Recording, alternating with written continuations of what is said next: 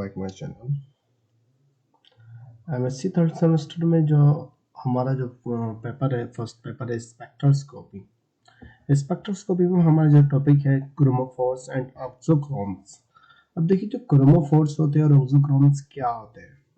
अगर मैं बहुत सिंपल वे में बताऊं क्रोमोफोर्स क्या होते हैं और ऑक्सोक्रोम्स क्या होते हैं।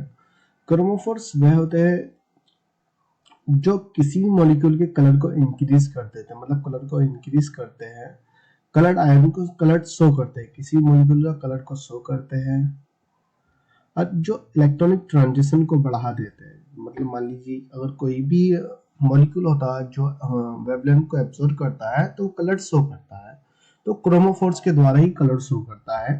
और ऑक्सोक्रोम की बात करें तो ऑक्सोक्रोम का कोई भी अपना एग्जिस्टेंस नहीं होता है, ये खुद कलर को शो नहीं करते हैं, किसी क्रोमोफोर के साथ ऐड करके उस मॉलिक्यूल के और कलर ये उसकी इंटेंसिटी को इंक्रीज कर देती है। कलर की इंटेंसिटी होती है, जैसे मान लीजिए लाइट कलर्स को और ज्यादा डार्क कर देगी। जो ऑक्सोक्रोम्स होते हैं इनका कुछ अपना एग्जिस्टेंस नहीं होता है, खुद वर्क नहीं करते हैं।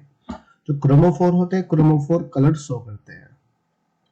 अगर सिंपल वे में समझिए एक तरीके से ये मान लीजिए कि क्रोमोफोर्स जो है अकेला भी वर्क कर सकता है, कि मतलब अकेला ही किसी भी मॉलिक्यूल का कलर को शो करता है, जिसमें इलेक्ट्रॉन का ट्रांजिशन होना, रेडिएशन को ऑब्जर्व करता है।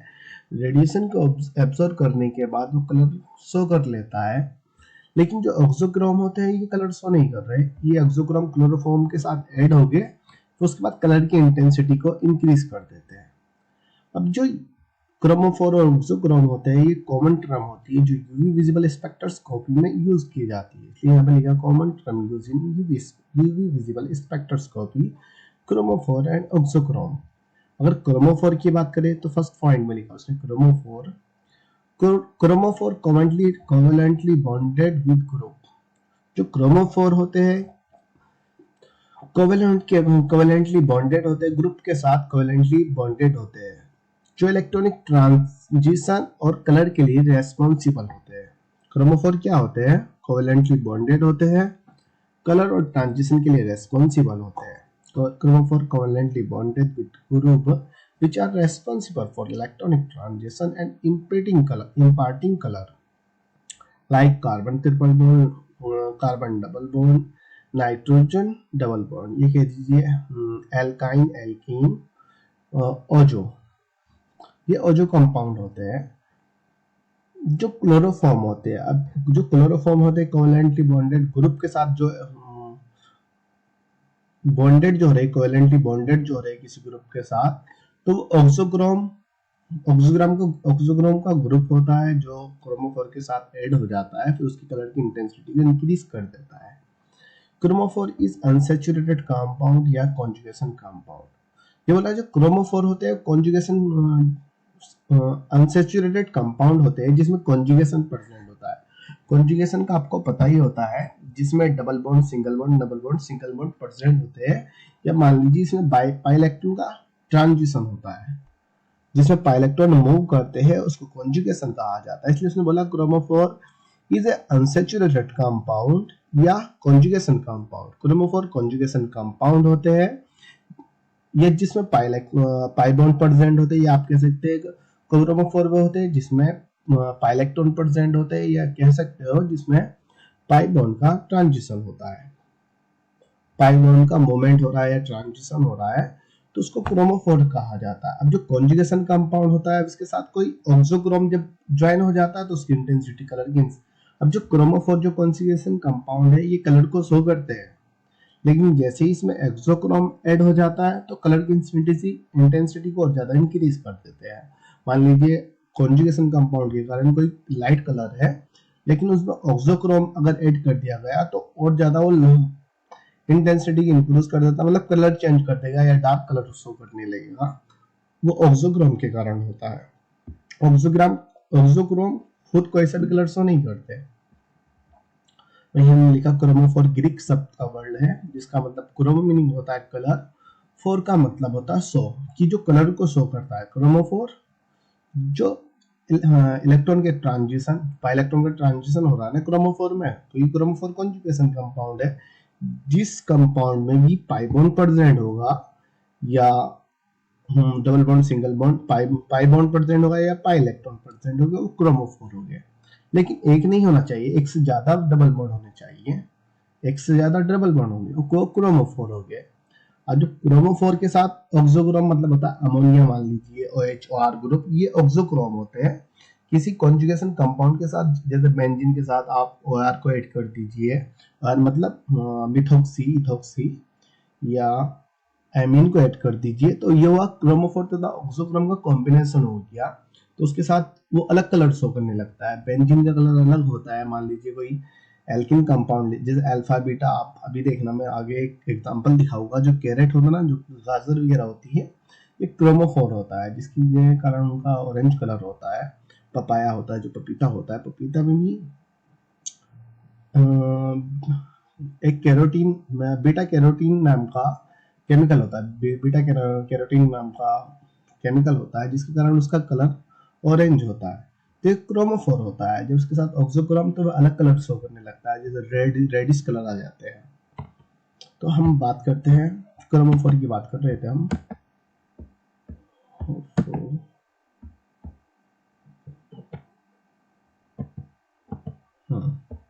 Note: chromophore is a part of molecule which are responsible for color of molecule। उसने बोला कि क्रोमोफोर जो होते हैं वो एक मॉलिक्यूल का पार्ट होते हैं जो कलर के लिए रेस्पॉन्सिबल होते हैं और इलेक्ट्रॉनिक ट्रांजिशन के लिए रेस्पॉन्सिबल होते हैं। Chromophore is a large number of pi electron like a conjugation double bond. उसने बोला कि जो क्रोमोफोर होते हैं उसमें large number of pi electron होते हैं like a conjugation double bond. जिसमें कॉन्जुगेशन डबल बॉन्ड का मतलब क्या हुआ, कॉन्जुगेटेड होते हैं ना, कि डबल बॉन्ड है, single bond, double bond, single bond, pi electron present होते हैं या पाई बॉन्ड प्रेजेंट होते हैं। पाई बॉन्ड कभी भी एक साथ नहीं रहते हैं, उसमें एक डबल बॉन्ड होगा, एक सिंगल बॉन्ड होगा, एक डबल बॉन्ड, एक सिंगल बॉन्ड, तो उसको एक कॉन्जुगेशन कहा जाता है, कॉन्जुगेशन सिस्टम भी कहा जाता है, कॉन्जुगेशन कंपाउंड भी कहा जाता है। तो क्रोमोफोर कॉन्जुगेशन कंपाउंड होता है, या जिस कॉन्जुगेशन कंपाउंड होता है जिस कंपाउंड में पाई इलेक्ट्रॉन प्रेजेंट होते हैं या पाई बॉन्ड प्रेजेंट होते हैं, उसे क्रोमोफोर कहा जाता है। लेकिन जो पाई बॉन्ड होते हैं एक से ज्यादा होने चाहिए। इसलिए बीटा कैरोटीन उसने एग्जांपल दिया, उसने कहा ये एक टाइप का क्रोमोफोर होता है।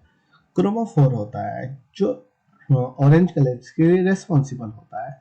जो गाजर का ऑरेंज कलर होता है वो बीटा कैरोटीन के कारण होता है, पपाया का होता है, और बहुत सारे फ्रूट्स में देख लीजिए, और उसमें केमिकल जो होता है बीटा कैरोटीन होता है। और जिसमें स्ट्रक्चर देखा जाता है तो उसमें पता चलता है कि उसमें क्या element element double bond present होते हैं, जिसको उसने केमिकल, उस केमिकल स्ट्रक्चर को नाम देते हैं कि बीटा कैरोटीन होता है। जो फॉर्मूला होता है बीटा कैरोटीन होता है कि इसमें 11 डबल बॉन्ड प्रेजेंट है और ये ऑरेंज कलर के लिए रेस्पॉन्सिबल होता है। एक टाइप का क्रोमोफोर होता है। जनरली फॉर्मूले की बात करें C40H56 होता है। और उसके अब इफ कॉन्जुगेशन की बात करें, जो कॉन्जुगेशन होता है, कि जो कॉन्जुगेशन है ये कि डबल बॉन्ड, सिंगल बॉन्ड, ये इंक्रीज या डिक्रीज भी हो सकता है। मान लीजिए कॉन्जुगेशन के नंबर, डबल बॉन्ड के नंबर मैक्सिमम भी हो सकते हैं, डबल बॉन्ड के नंबर डिक्रीज भी हो सकते हैं, 7 भी हो सकते हैं, 11 भी, 15 भी। तो उसने इसलिए ऐसे बोला है कि कॉन्जुगेशन अगर इंक्रीज होता है तो कंडीशन अलग होती है, अगर कॉन्जुगेशन डिक्रीज होता है तो उसके लिए कंडीशन अलग होती है। पहले हम बात कर लेते हैं कि इफ कॉन्जुगेशन इंक्रीज, यदि कॉन्जुगेशन इंक्रीज होता है तो large number of pi electron present होते हैं। कॉन्जुगेशन इंक्रीज होगा तो पाई इलेक्ट्रॉन मैक्सिमम होंगे। क्यों होंगे? क्योंकि double bond, single bond, conjugation system increase होगा, it will be stable, energy will be decrease. अब बोला कि जब कॉन्जुगेशन सिस्टम ज्यादा होगा, डबल बॉन्ड, सिंगल बॉन्ड ज्यादा होंगे, तो मोस्ट स्टेबल होगा, वो कंपाउंड स्टेबल होगा। और जब स्टेबिलिटी इंक्रीज होती है तो एनर्जी डिक्रीज होती है, एनर्जी इंक्रीज होगी तो स्टेबिलिटी डिक्रीज होगी। मान लीजिए अगर आप एक तरह से मान लीजिए जवान हो, यंग हो, तो आपने एनर्जी जाता है तो आपकी स्टेबिलिटी भी ना कम होगी, तो आप मूवमेंट करते रहोगे, कभी कुछ करोगे, कभी कुछ करोगे। अब मान लीजिए आप पे बुढ़ापा है तो एनर्जी आपके अंदर है नहीं, तो अब आपकी, अब एनर्जी जब नहीं है तो आपकी स्टेबिलिटी बढ़ जाएगी, आप इतना एक्टिव नहीं होगे। तो स्टेबिलिटी का मतलब समझ में आना, कि स्टेबिलिटी इंक्रीज तो एनर्जी डिक्रीज, एनर्जी इंक्रीज तो स्टेबिलिटी डिक्रीज होती है। Long wavelength are present.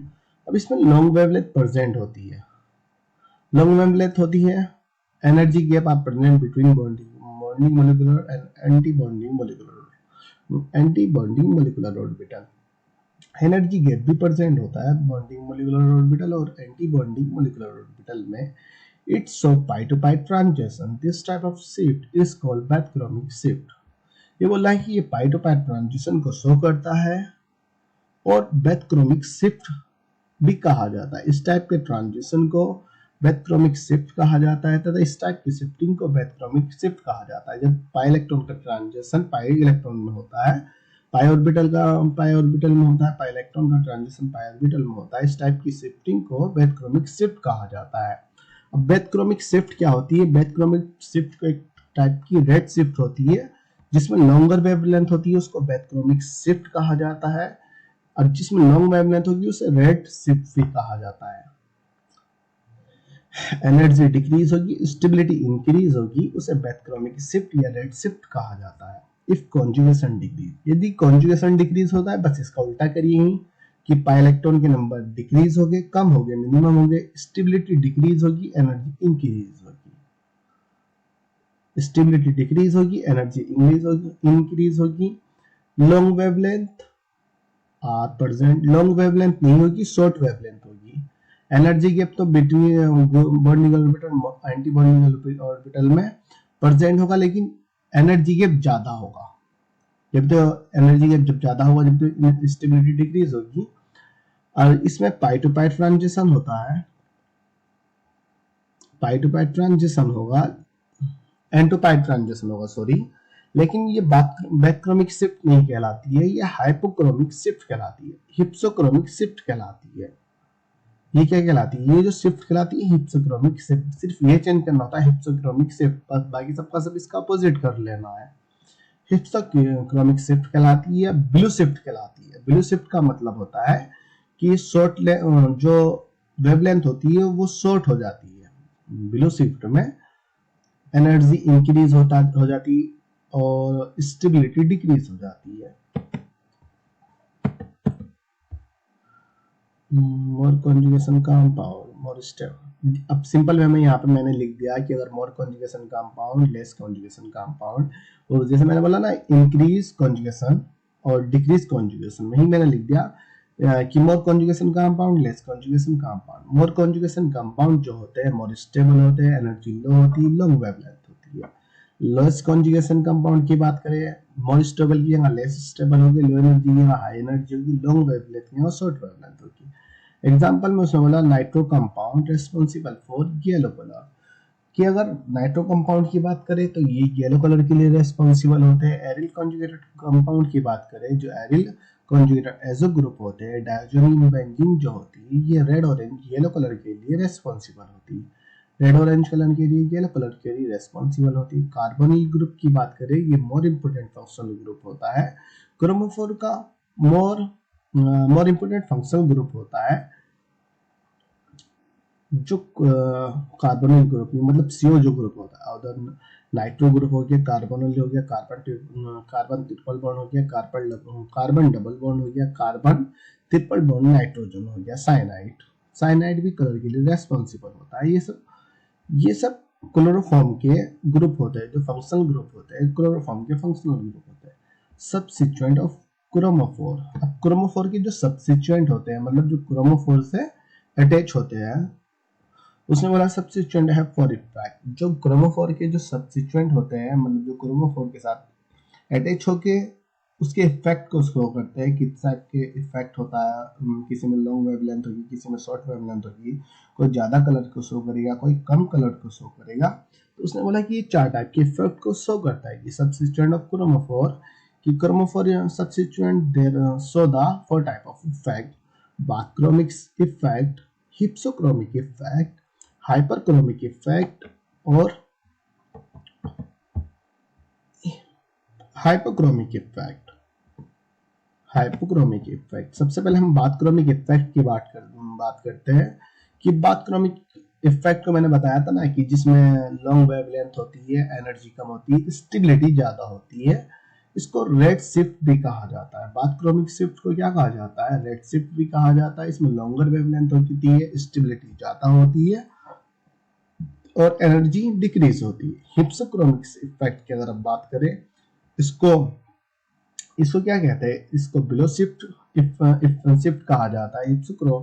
Hypsochromic effect को ब्लू शिफ्ट कहा जाता है। शॉर्ट वेवलेंथ होती है, एनर्जी इंक्रीज होती है और अनस्टेबिलिटी होती है, मतलब स्टेबिलिटी डिक्रीज हो जाती है, जो हिप्सोक्रोमिक इफेक्ट होता है।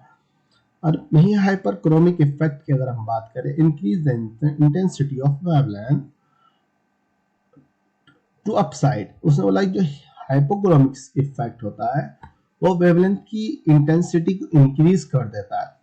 जो वेवलेंथ होती है लॉन्ग, मान लीजिए हिप्सोक्रोमिक इफेक्ट की, मान लीजिए इसकी लॉन्ग वेव शॉर्ट वेवलेंथ है, तो उसकी शॉर्ट वेवलेंथ की इंटेंसिटी को इंक्रीज कर देगा हाइपरक्रोमिक इफेक्ट, और शॉर्ट कर देगा उसको। हाइपरक्रोमिक इफेक्ट जो होता है कि increase the intensity of wavelength, increase the intensity of wavelength down to upside, नीचे से ऊपर की साइड में इंटेंसिटी को इंक्रीज कर देता है हाइपरक्रोमिक इफेक्ट जो होता है। और हाइपरक्रोमिक इफेक्ट वो तो या तो शॉर्ट वेवलेंथ की इंटेंसिटी को इंक्रीज करेगा या लॉन्ग वेवलेंथ की इंटेंसिटी को इंक्रीज करेगा। वहीं अगर हम हाइपोक्रोमिक इफेक्ट की बात करें, हाइपोक्रोमिक इफेक्ट भी वेवलेंथ की इंटेंसिटी को इंक्रीज कर देता है। Hypochromic effect up to down, ऊपर से नीचे की साइड जो वेवलेंथ होती है उसकी इंटेंसिटी को इंक्रीज कर देता है। या तो ब्लू शिफ्ट की इंटेंसिटी को, वेवलेंथ की इंटेंसिटी को इंक्रीज करेगा, या रेड शिफ्ट की इंटेंसिटी को इंक्रीज करेगा। तो चार टाइप के इफेक्ट हो गए, bathochromic effect, hypsochromic effect, hypochromic effect और हाइपरक्रोमिक इफेक्ट। हाइपोक्रोमिक इफेक्ट और हाइपरक्रोमिक इफेक्ट जो होता है सिर्फ वेवलेंथ की इंटेंसिटी को इंक्रीज करता है, हाइपोक्रोमिक इफेक्ट और हाइपरक्रोमिक इफेक्ट। लेकिन जो रेड शिफ्ट होता है, ब्लू शिफ्ट होता है, रेड शिफ्ट लॉन्ग वेवलेंथ को, सॉरी वेवलेंथ को लॉन्ग करता है, ब्लू शिफ्ट शॉर्ट करता है, वेवलेंथ को शॉर्ट करता है। ब्लू शिफ्ट अनस्टेबल होता है, ये स्टेबल होता है, इसकी एनर्जी कम होती है रेड शिफ्ट की, और ब्लू शिफ्ट की एनर्जी ज्यादा होती है। ये समझ में आएगी यहाँ पे इसमें diagram. Absorption upon lambda max, मतलब एब्जॉर्प्शन होता है यहाँ पे, वेवलेंथ लैम्डा मैक्स होती है। यहाँ पे ग्राफ बनाया उसने, ग्राफ में उसने कहा कि बीच में अगर हमने माना ये डैश है कि अगर यहाँ से शिफ्टिंग हो रही है, रेड शिफ्ट मान लीजिए वेवलेंथ इंक्रीज हो रही है, यहाँ से इंक्रीज हो गई, लेकिन यहाँ से पीछे की ओर जा रहा है तो यहाँ पे ब्लू शिफ्ट आ रहा है, तो यहाँ पे डिक्रीज हो रही है वेवलेंथ। यहाँ पॉइंट से अगर हम बात करें, यहाँ आ रहा तो यहाँ पर कहीं आएगा, ये ग्राफ यहाँ पर आ जाएगा, तो ये ब्लू शिफ्ट हो रहा है, लेकिन यहाँ से तब यहाँ पर जा रहा है वो, तो ये रेड शिफ्ट हुआ है कि वेवलेंथ इंक्रीज हो रही है। हाइपरक्रोमिक इफेक्ट की बात करें, ये यहाँ से अप की साइड जा रहा है, तो इंटेंसिटी जो वेवलेंथ की इंटेंसिटी को इंक्रीज कर रहा है, ये भी इंटेंसिटी को इंक्रीज कर रहा है, जो वेवलेंथ की इंटेंसिटी होती है उसको, ये हाइपोक्रोमिक इफेक्ट कहलाता है। ये डायग्राम यहाँ पर आ जाएगा। जो जो क्रोमोफोर में जो सब्स्टिट्यूएंट के इफेक्ट होता है, ये रेड शिफ्ट और ब्लू शिफ्ट अलग से भी सेपरेट टॉपिक भी है, इसको मैं नेक्स्ट वीडियो में बताऊंगा, जो कि आखिर एक्चुअल में ये क्या है। Chromophore show the two type of transition, उसने बोला कि जो क्रोमोफोर होते हैं दो टाइप के ट्रांजिशन को शो करते हैं।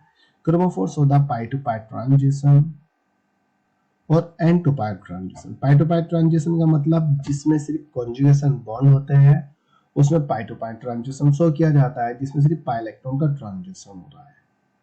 उसके लिए एथिलीन हो गया, एसिटिलीन हो गया, बेंजीन हो गया, मान लीजिए जिसमें सिर्फ डबल बॉन्ड प्रेजेंट है, double bond single bond double bond single bond double bond single bond present है, कोई भी अलग से ग्रुप कॉन्जुगेटेड नहीं है, तो उसमें पाई टू पाई ट्रांजिशन होगा। अब जो एन टू पाई ट्रांजिशन होता है, जिसमें कोई भी lone pair of electron present होता है, मान लीजिए नॉन बॉन्डिंग इलेक्ट्रॉन प्रेजेंट होता है, lone pair of electron present होता है किसी मॉलिक्यूल में, जैसे नाइट्रो, इसके साथ मेथिल डाइनाइट। अब देखिए जो ये पाई बॉन्डिंग की तो शिफ्टिंग करेगा ये, लेकिन यहाँ नाइट्रोजन की जो नाइट्रोजन के पास 5 इलेक्ट्रॉन होते हैं, 5 कोवैलेंट बॉन्ड बना सकते, तो यहाँ पर 4 बॉन्ड बनाता है, तो यहाँ पर के उसके बाद नॉन बॉन्डिंग इलेक्ट्रॉन प्रेजेंट होता है,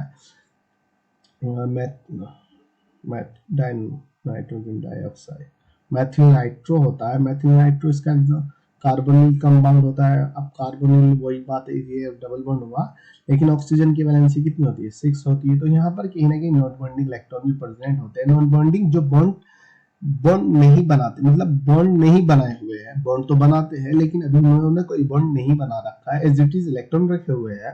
जैसे यहाँ नाइट्रोजन है, नाइट्रोजन ने सिर्फ 3 बॉन्ड बना रखे हैं, एक डबल बॉन्ड एक सिंगल बॉन्ड, तो यहाँ पे 2 नॉन बॉन्डिंग इलेक्ट्रॉन प्रेजेंट होता है।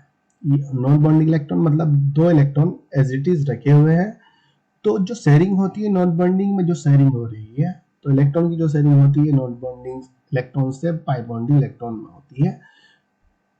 तो इसके लिए जो कोई भी कंपाउंड कॉन्जुगेटेड होता है, क्रोमोफोर के साथ कॉन्जुगेटेड होता है, नाइट्रीन हो सकता है और जो कंपाउंड, तो इसके एग्जांपल उसने ये दे दिए। टाइप ऑफ क्रोमोफोर की अगर बात करें, उसने बोला दो टाइप के क्रोमोफोर होते हैं, इंडिपेंडेंट क्रोमोफोर होते हैं, डिपेंडेंट क्रोमोफोर होते हैं। इंडिपेंडेंट क्रोमोफोर की बात करें, one chromophore is required for imparting colour. उसने बोला कि इंडिपेंडेंट जो क्रोमोफोर होते हैं उसके लिए सिर्फ एक ही क्रोमोफोर की नीड होती है। एक ही क्रोमोफोर मतलब मान लीजिए जो एक ही है, जिसमें डबल बॉन्ड का क्या हो सके, डबल बॉन्ड का मूवमेंट हो सके या ट्रांजिशन हो सके, एक ही क्रोमोफोर में काम चल जाता है। कि इंडिपेंडेंट क्रोमोफोर के लिए एक ही क्रोमोफोर की रिक्वायर्ड होती है जो कलर को चेंज करने के लिए, कलर को शो करने के लिए। लेकिन डिपेंडेंट क्रोमोफोर में मोर देन वन क्रोमोफोर की नीड होती है। More than one chromophore is required for imparting colour. Imparting colour को शो करने के लिए, कलर को शो करने के लिए मोर देन वन क्रोमोफोर की नीड होती है डिपेंडेंट क्रोमोफोर में। एग्जांपल में बोला उसने acetone having one carbonyl group is colourless. ये एसीटोन है जो CH3COCH3 एसीटोन है, उसके पास एक कार्बोनिल ग्रुप है, क्योंकि कार्बोनिल के बाद डबल बॉन्ड आया ना। अब उसके पास एक ही कार्बोनिल ग्रुप है, तो वो पाई इलेक्ट्रॉन का ट्रांजिशन शो नहीं करता है, या तो ऑक्सीजन के ऊपर चला जाएगा निगेटिव चार्ज के रूप में, या फिर दोबारा से डबल बॉन्ड बना लेगा। तो पाई इलेक्ट्रॉन, पाई बॉन्ड का मूवमेंट नहीं हो रहा। लेकिन नाइट्रोजन डाइऑक्साइड में हो जाता है कि कभी तो दूसरे ऑक्सीजन की साइड में डबल बॉन्ड हो जाएगा, कभी दूसरे वाले ऑक्सीजन की साइड में डबल बॉन्ड चला जाएगा। तो यहाँ पर जो हो रहा है पाई बॉन्ड का मूवमेंट हो रहा है, मतलब पाई बॉन्ड का मूव ट्रांजिशन हो रहा है या ट्रांसफर हो रहा है। तो इसलिए उसने बोला कि एक क्रोमोफोर की नीड होती है, लेकिन कुछ ऐसे होते हैं जिनके साथ, जिसके लिए मोर देन वन क्रोमोफोर की नीड होती है। जैसे एसीटोन है, एसीटोन में पाई बॉन्ड तो प्रेजेंट है, लेकिन इलेक्ट्रॉन का वो पाई बॉन्ड तो है, लेकिन इलेक्ट्रॉन का ट्रांजिशन वो नहीं कर सकता। या तो हाइड्रोजन को रिमूव करेगा तब दिखाएगा, या सिर्फ वो निगेटिव फॉर्म में चला जाएगा, या फिर दोबारा से डबल बॉन्ड उसी पोजीशन में बना लेगा। पाई बॉन्ड का दूसरी जगह से ट्रांसफर नहीं हो सकता। इसलिए उसने बोला कि कलरलेस होता है। लेकिन यदि दो कार्बोनिल के ग्रुप दे दिए जाए तो वे कलर शो करते हैं, येलो कलर शो करते हैं। इसलिए जो डिपेंडेंट क्रोमोफोर होता है मोर देन वन क्रोमोफोर की रिक्वायर्ड होती है, इंडिपेंडेंट में वन क्रोमोफोर की रिक्वायर्ड होती है। वहीं अगर हम ऑक्सोक्रोम की बात करें, ऑक्सोक्रोम क्या होता है, इस ऑक्सोक्रोम को मैं नेक्स्ट वीडियो में बता दूं। ऑक्सोक्रोम क्या होता है, ज्यादा लंबा नहीं ऑक्सोक्रोम, को मैं नेक्स्ट वीडियो में बताता हूँ। Thank you.